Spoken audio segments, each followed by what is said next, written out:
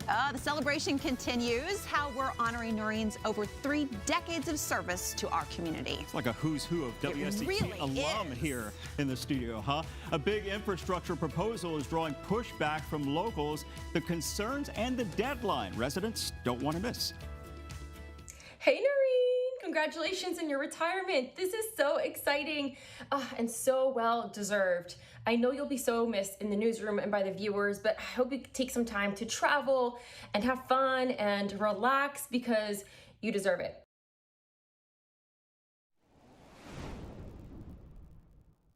Her dedication to seeking truth and giving a voice to the voiceless have made her a trusted newscaster and beloved community member. I want to congratulate Noreen on over 3 decades of excellence in journalism.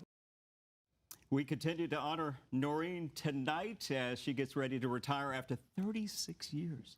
36 and a half. And a half. Don't want to miss that half. Yeah. It's all important.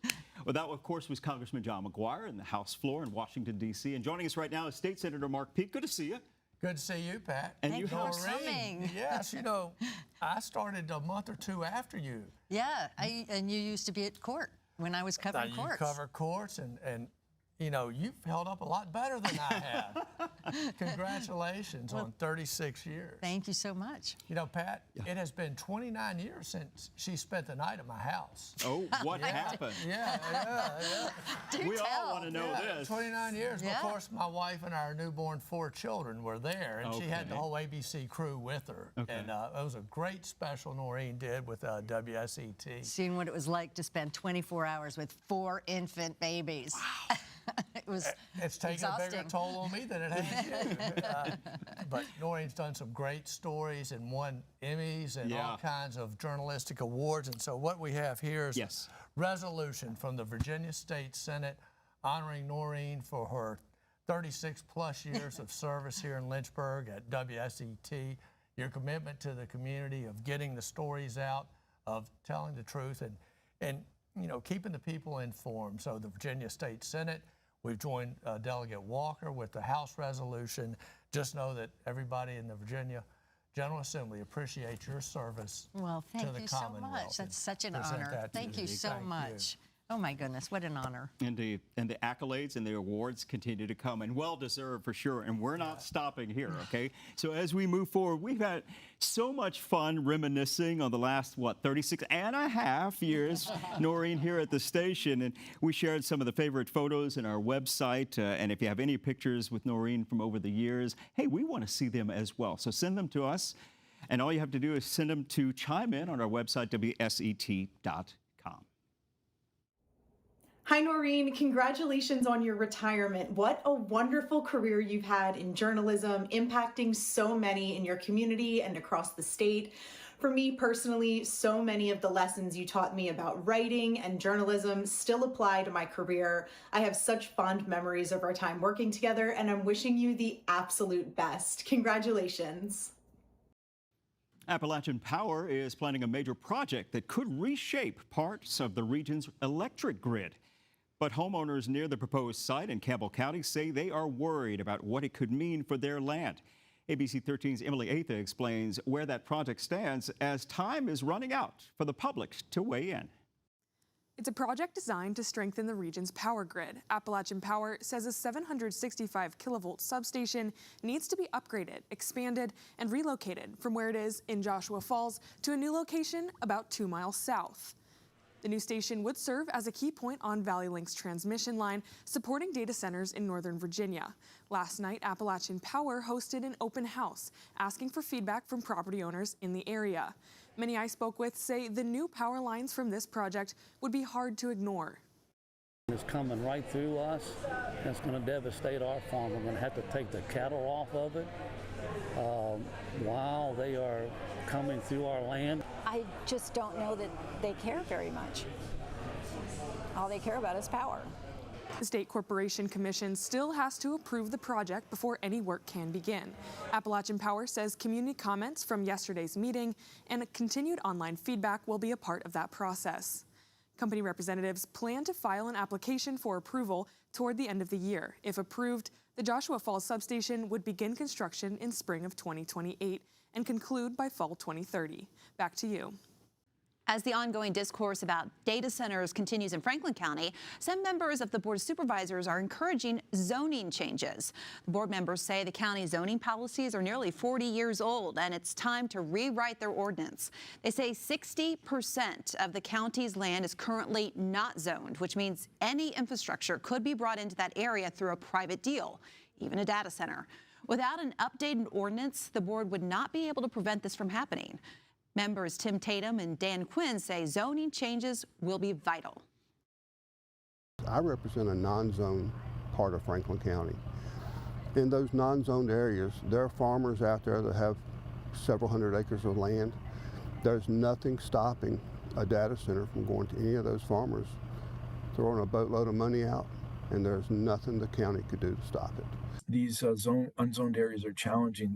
They very much like their independence and the fact that the government does not control what they can do there until it comes to something like a solar farm or a data center or something else that's undesirable, and they don't want that there. So it's a tricky situation.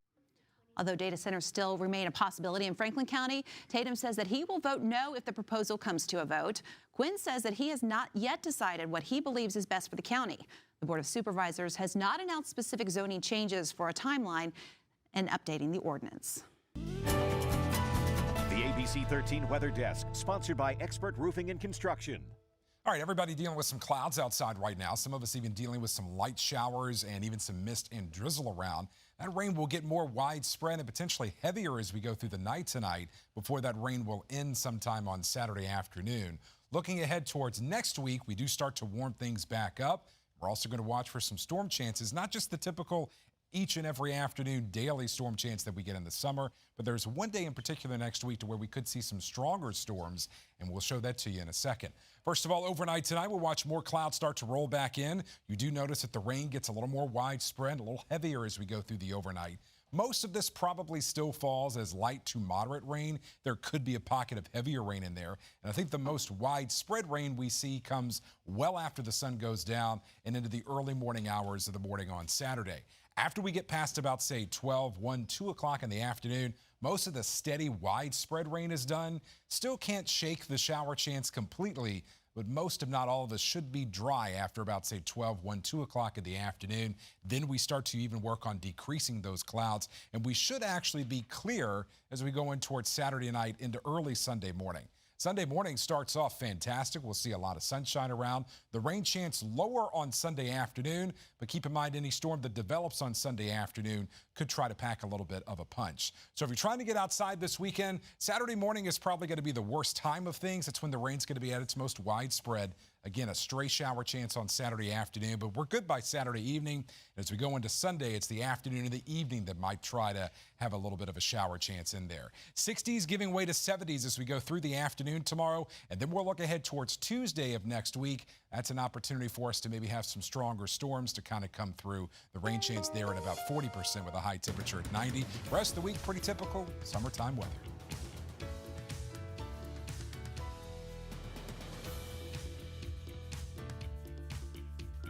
Hi, Noreen. Congratulations on your retirement. I will forever be grateful for your mentorship when I worked at WSET, and I know you will be dearly missed there.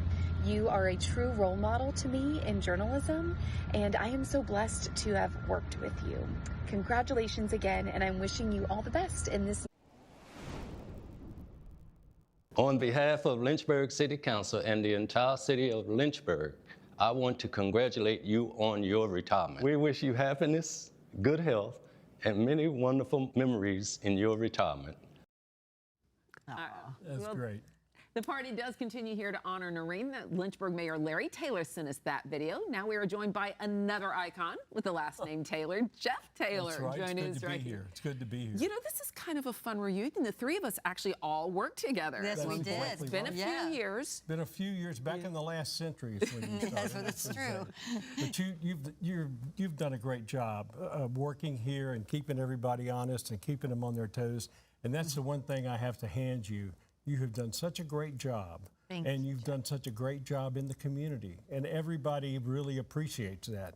and we hope you'll stay. I know you're going to love staying. retirement. I am staying. But what you've done for this news organization and all these young people who've come up and thanked you for what you've done is a great job. And I think that legacy will build on and on. And you've been through a lot of change.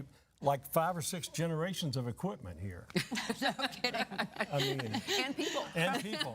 Yeah. From 5 or 6 tapes that were this generations of big people. to this big to this big to right. this big to a little tiny disc. I know. And what's next? Who knows? Yeah, those cameras were killing your shoulders. And Well, I you carried didn't- them no, around with well, tripods, I too. helped. Yeah. So, great job. You've done a great job. Applause, applause, applause, everybody. Yeah. You've done a great Thank you. job. And Jeff, we can't thank you enough for coming, and Yeah. we No appreciate problem. that Thank you so so much for And coming. Thank like I you. said, it's been Good a to see fun you. reunion. All right, for now, though, we are going to send it back over to you. That matter to you here in our community. And we want you to take part in our celebrations as well. So send us your photos with Noreen over the years to chime in on our website and on our ABC 13 News app. Coming up on ABC 13 News at 6, it's not over. Our celebration continues of Noreen. It certainly does. We go behind the scenes with a look at the powerful impact that she's had on all of us at the ABC 13 Newsroom.